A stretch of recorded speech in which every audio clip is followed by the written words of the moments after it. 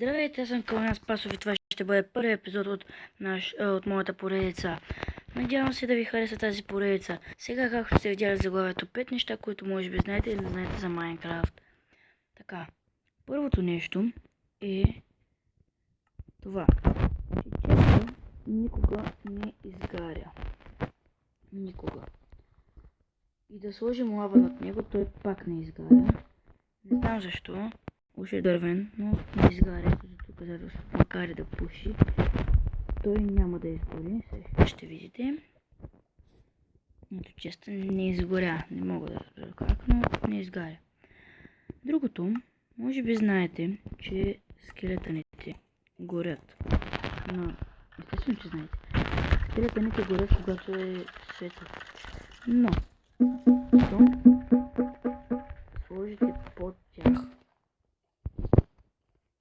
сълсент.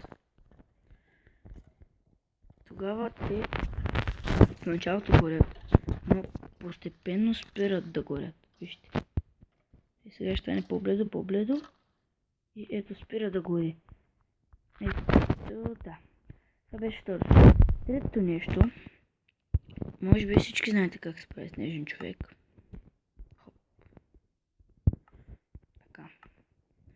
Но снежен човек ви предпазва от чудовищата. Не много, защото той много малко да ме сваля, обаче ги цели и го уби го. Браво, браво, чуден. И така, следващото нещо, четвърто, е, че що не вземете ножица, понеже снежен човек така за тази глава не е много хубав, като се приближите малко и го пострижите и той става като истински снежен човек. Ето вижте, усмивка, всичко копчета, перфектен. И последното нещо е това, че ако умрат снежните човеци, само секунда, като умрат снежните човеци, те умират от вода, нали, не знам, в принцип трябва да стане лед, както, нали, нормално, но тук не е така. И пускат снежни топки. Като го пуснем на Survival,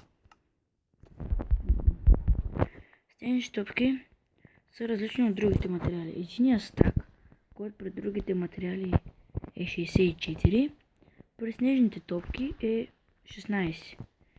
Не знам защо, но така са причини, защото може би колкото по-са нужни, толкова по-малко, нали. Но така не, че снежни топки се намират доста рядко. Можеш да се направиш дел, обаче рядко. И каквото да, вярно. И обаче все пак те са само по 16. И това беше за този епизод. Надявам се да ви е харесало. И дайте ми вашето мнение в коментарите. Давайте ми идеи за следващите клипчета. И това беше от мен.